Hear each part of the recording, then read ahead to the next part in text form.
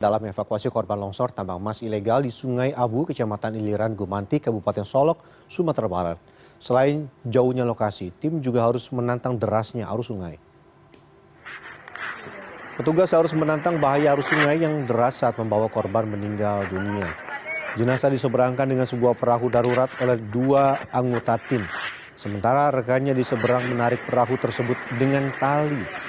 Setelah itu jasad harus digotong berjalan kaki selama 6 hingga 8 jam perjalanan darat menuju posko terdekat, tempat di mana mobil ambulans menunggu. Selain jauhnya lokasi, tim juga menghadapi kondisi cuaca yang hujan.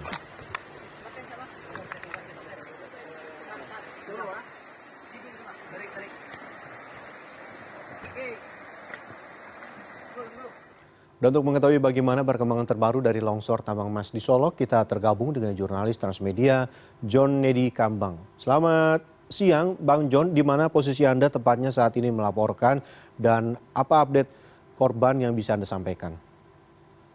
Ya, selamat siang Benny. Saya posisinya sekarang berada di depan rumah sakit RSUD Arosuka di Kabupaten Solok. Ini saya sedang menunggu kedatangan informasi kedatangan jenazah dan korban yang hari ini kemungkinan besar sudah berhasil dievakuasi.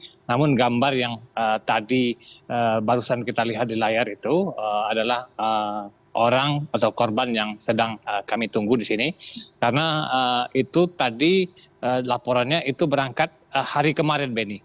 Jadi kemarin tanggal 28 September korban sudah ditemukan, dievakuasi. Namun sampai tanggal hari ini tanggal 29 ini korbannya masih belum sampai ke posko utama ataupun ke rumah sakit tempat saya berada ini.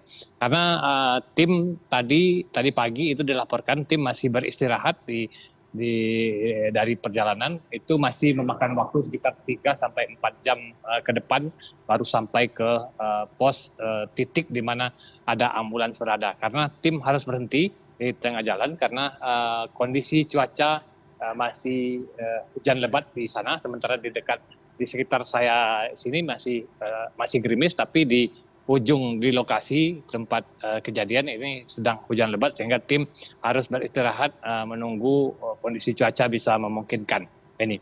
Nah, saya juga mau mengupdate informasi ini dengan karena jenazah atau korban ini belum sampai ke titik, belum dicatat sebagai korban yang berhasil dievakuasi.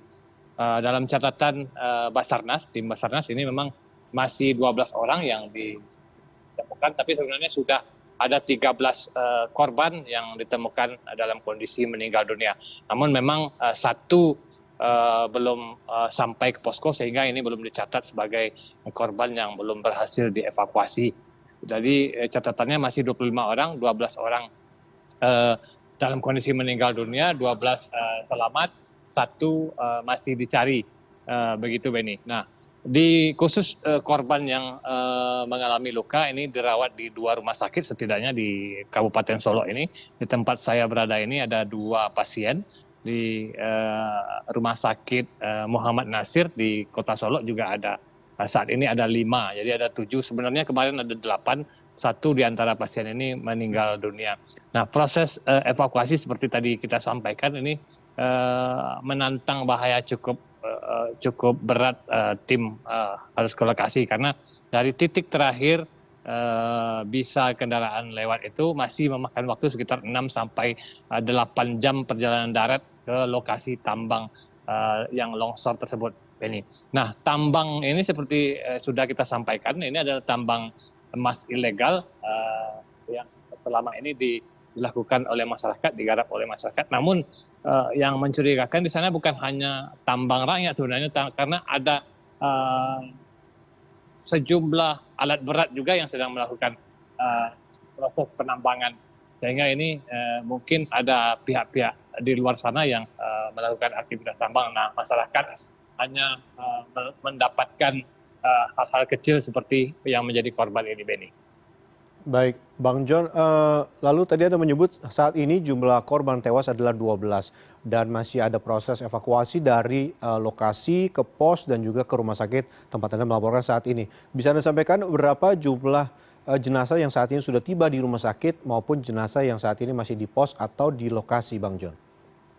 Ya, jadi di hari pertama ini data ini memang masih bergerak. Ini data sementara, Benny. Dari awal kejadian, kita sebenarnya mendapat informasi baik dari BPBD Kabupaten Solo, tim SAR, Basarnas, ataupun dari BPBD Provinsi Sumatera Barat. Ini angkanya bahkan bisa mencapai 40-an. Tapi kemudian dari hasil verifikasi 2 hari lalu, ini angkanya menjadi sekitar 25 orang. Nah, korban yang sudah berhasil dievakuasi sampai ke luar dari titik tambang yang longsor itu, kemarin tercatat 24 orang, 12 dalam kondisi 23 orang maksud saya, 12 dalam kondisi sudah meninggal dunia, 11 dalam kondisi selamat.